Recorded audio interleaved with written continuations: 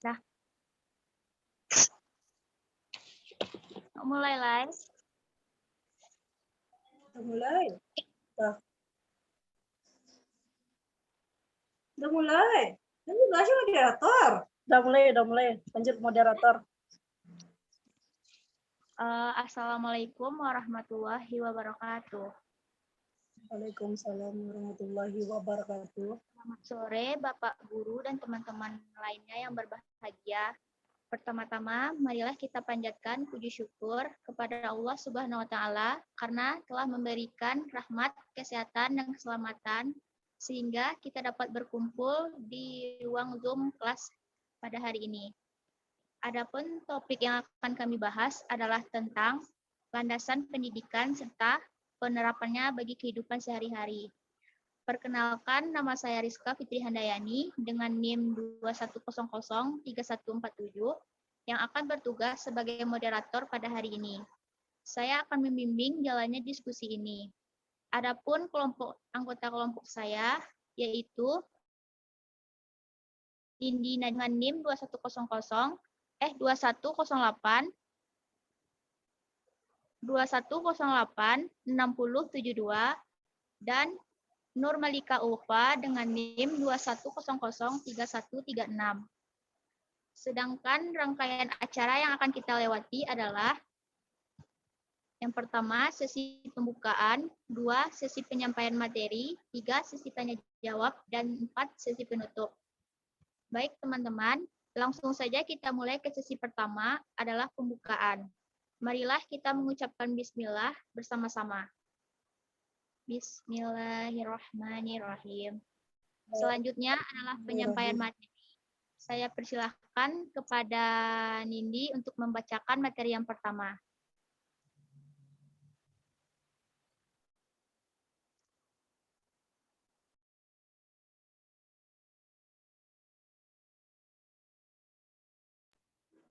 Oke, saya akan menjelaskan pengertian landasan landasan pendidikan.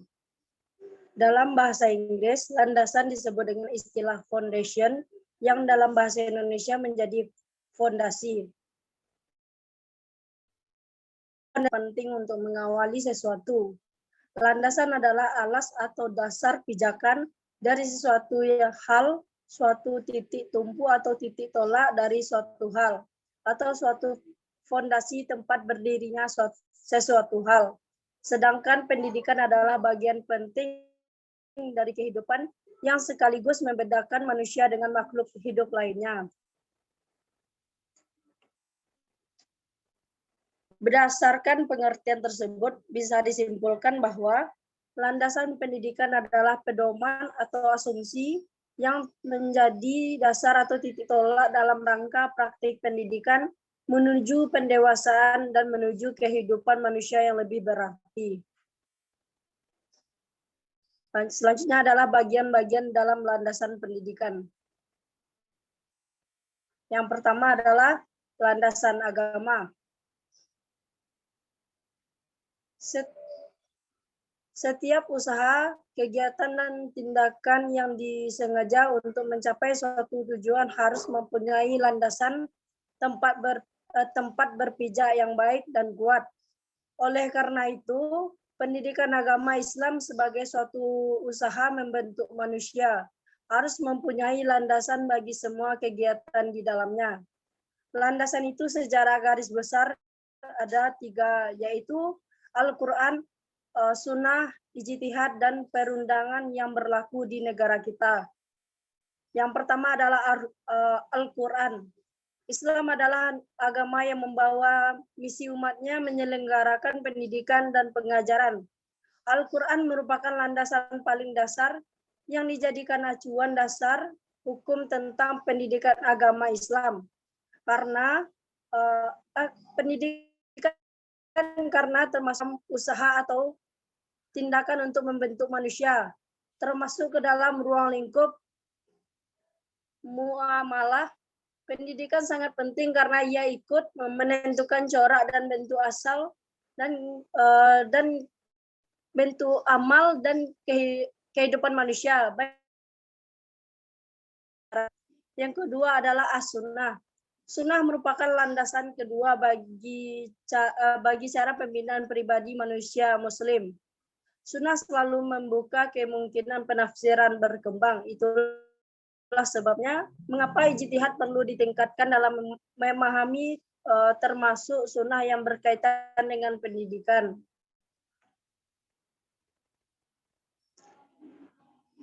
Yang kedua adalah landasan filosofis. Landasan filosofis adalah landasan yang berkaitan dengan makna atau hakikat pendidikan, bersumber dari pandangan-pandangan dalam filsafat pendidikan, menyangkut keyakinan terhadap hakikat manusia, keyakinan tentang sumber nilai, hakikat pengetahuan, dan tentang kehidupan yang lebih baik. Aliran filsafat yang kita kenal pada saat ini antara lain yang pertama adalah esensialisme. Adalah masa pendidikan yang mengutamakan pelajaran teoritik atau bahan ajar esensial. Yang kedua adalah perennialisme. Adalah aliran pendidikan yang mengutamakan bahan ajar. Yang bahan ajar yaitu kebenaran, keindahan, cinta kepada kebaikan universal. Selanjutnya adalah pragmatisme dan progresivisme. Adalah aliran filsafat yang memandang segala sesuatu dari nilai kegunaan praktis di bidang pendidikan. Selanjutnya adalah rekonstruksionisme. Adalah mazhab filsafat pendidikan yang menempatkan sekolah atau lembaga pendidikan sebagai pelopor perubahan masyarakat.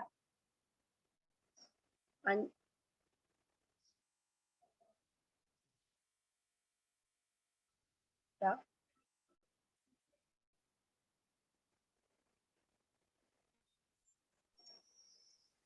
Kembalikan. Terima kasih kita ucapkan kepada Nindi untuk materi selanjutnya yang akan disampaikan oleh Nurmalika Ulfa. Kepada Uma, disilahkan. Baiklah, terima kasih kepada moderator telah memberikan saya kesempatan untuk membacakan materi. Baiklah, saya akan melanjutkan pembacaan materi yang telah dibacakan Nindi sebelumnya, yakni ketiga, landasan sosiologi.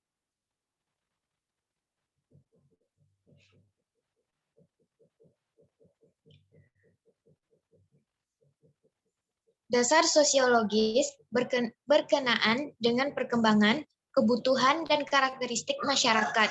Sosiologi pendidikan merupakan analisis ilmiah tentang proses sosial dan pola-pola interaksi sosial di dalam sistem pendidikan. Ruang lingkup yang dipelajari oleh sosiologi pendidikan meliputi 4 bidang, yakni 1. Hubungan sistem pendidikan dengan aspek masyarakat lain. 2. Hubungan kemanusiaan. 3. Pengaruh sekolah pada perilaku anggota. 4. Sekolah dalam komunitas yang mempelajari pola interaksi antara sekolah dengan kelompok sosial lain di dalam komunitasnya. Selanjutnya,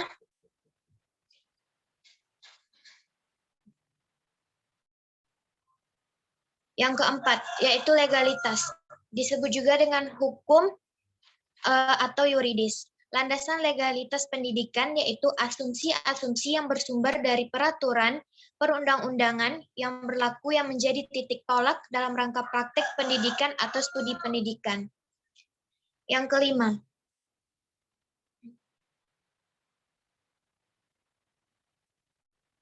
landasan psikologis.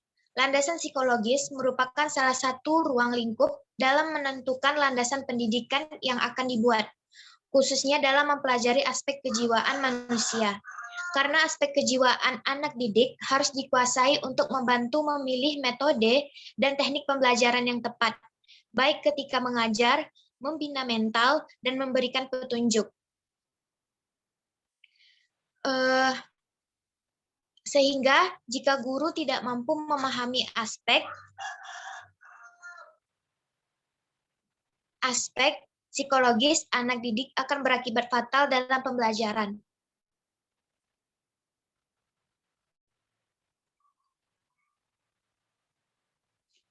Selanjutnya, yang keenam adalah landasan ilmiah dan teknologis.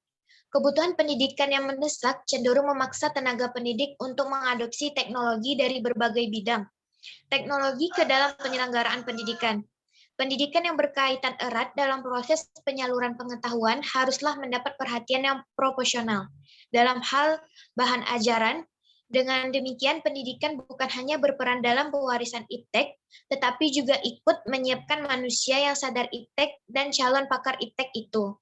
Selanjutnya, pendidikan akan dapat mewujudkan fungsinya dalam pelestarian dan pengembangan iptek tersebut. Yang ketujuh, yaitu landasan ekonomi. Ilmu ekonomi adalah ilmu yang mempelajari perilaku manusia dalam memilih dan menciptakan kemakmuran. Inti masalah ekonomi adalah adanya ketidakseimbangan antara kebutuhan manusia yang tidak terbatas dengan alat pemuas kebutuhan yang jumlahnya terbatas. Landasan ekonomi adalah suatu hal yang membahas peran ekonomi, fungsi produksi, efisiensi, dan efektivitas biaya dalam pendidikan. Ekonomi merupakan salah satu faktor yang cukup berpengaruh dalam mengembangkan pendidikan.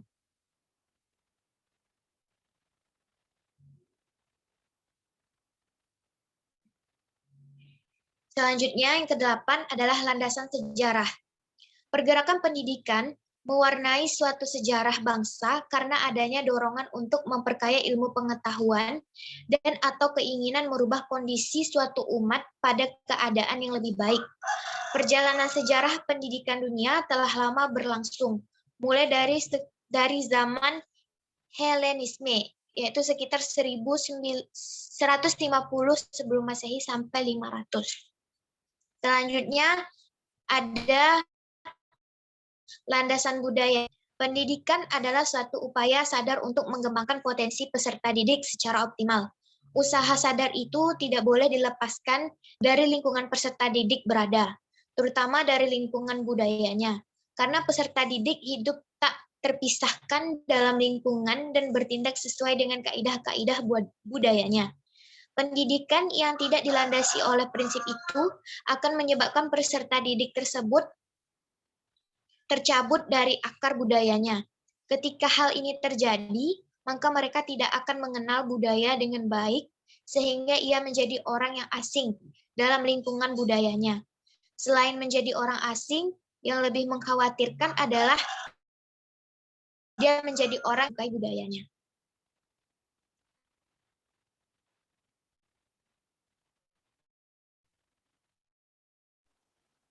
Terima kasih kita ucapkan kepada Nurmalika. Selanjutnya, pembacaan materi implikasi landasan pendidikan yang akan dibacakan oleh saya. Implikasi landasan pendidikan terbagi atas beberapa bagian. Yang pertama, yaitu implikasi agama. Yakni contohnya, pesantren secara fundamental menanamkan nilai-nilai akidah dan akhlak yang kokoh bagi anak-anak didik. Para santri tidak hanya diajarkan tentang ilmu-ilmu keislaman, tapi juga dilatih dan dibiasakan untuk mempraktekkan dalam kehidupan sehari-hari di lingkungan pesantren. Yang kedua, implikasi filosofi merupakan suatu sistem gagasan tentang pendidikan dan edukasi atau dijabarkan dari suatu sistem gagasan filsafat umum yang diajukan oleh suatu aliran filsafat tertentu.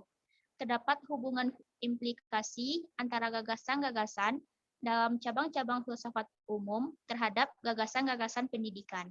Landasan filosofi pendidikan tidak berisi konsep-konsep tentang pendidikan apa adanya, melainkan berisi tentang konsep pendidikan yang seharusnya atau yang dicita-citakan. Dalam landasan ini terdapat dalam filsafat, sehingga dalam landasan filosofi pendidikan pun dikenal adanya landasan filosofi pendidikan idealisme, realisme, dan pragmatisme.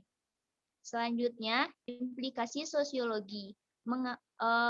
John Dewey menganggap bahwa begitu esensialnya hubungan lembaga pendidikan dengan masyarakat. Implikasinya yaitu konsep-konsep sosiologi tentang manusia menjadi dasar penyelenggaraan pendidikan.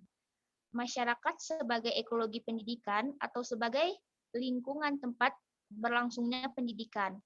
Pendidikan merupakan sosiologi atau proses sosialisasi atau proses menjadi anggota masyarakat yang diharapkan. Mendorong lahir dan berkembangnya sosiologi pendidikan. Mendorong lahir dan berkembangnya ilmu pendidikan kependudukan.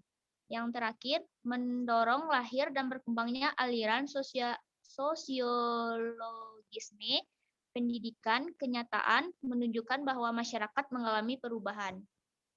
Selanjutnya, implikasi legalitas. Implikasi ini merupakan landasan hukum pendidikan. Maka, pengembangan konsep pendidikan di Indonesia adalah sebagai berikut. Yang pertama, ada perbedaan yang jelas antara pendidikan akademik dengan pendidikan profesional. Yang kedua, pendidikan profesional tidak cukup menyiapkan ahli dalam menerapkan satu teori, tetapi juga mempelajari cara membina tenaga, membantu dan mengusahakan alat-alat bekerja. Yang ketiga, sebagai konsekuensi dari beragamnya kemampuan dan siswa serta dibutuhkannya tenaga kerja menengah yang banyak, maka perlu diciptakan berbagai ragam sekolah kejuruan. Yang selanjutnya, implikasi kultural.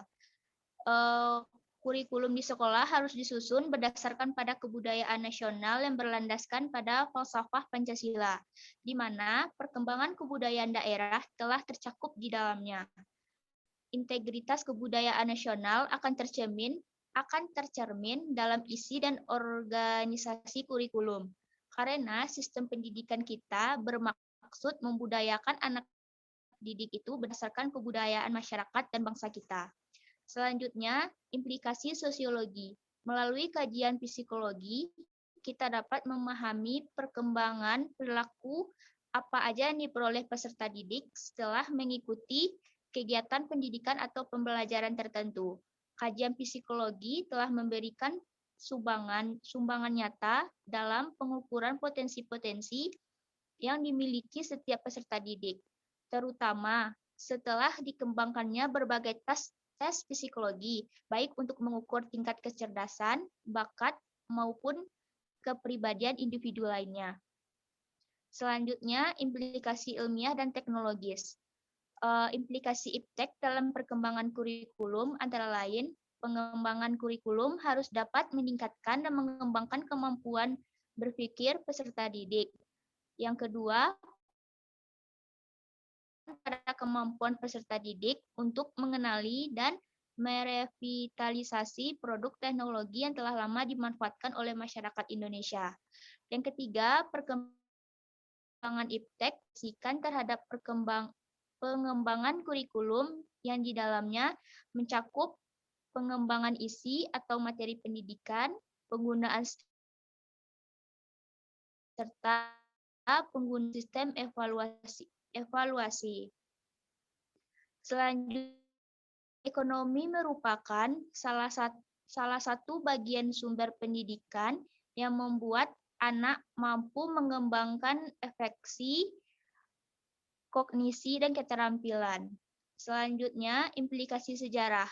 Pendidikan yang kita laksanakan sekarang ini masih mengadu pendidikan pada penjajahan kolonial. Misalnya, pembagian mata pelajaran, kurikulum, pembagian kelas-kelas dalam sekolah, serta aspek-aspek dalam pembelajaran lainnya. Hal ini menunjukkan implikasi pendidikan yang diterapkan oleh penjajah pada masa lampau yang terus kita kembangkan secara terus-menerus dan berkesinambungan. Sayangnya, kita patut bersyukur kepada pendahulu kita yang telah memberikan kontribusi pendidikan di Indonesia. Mungkin sekian materi yang kan. Berarti enggak pakai sesi tanya jawab dong kan?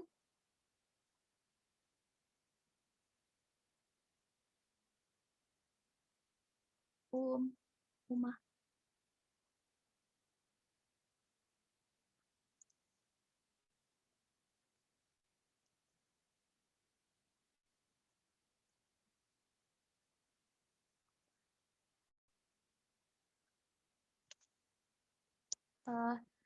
Mungkin sekian penyampaian materi.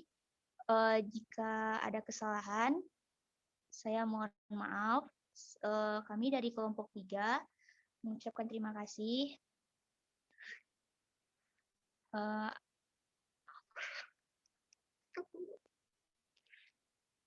Mungkin segitu yang dapat kami sampaikan.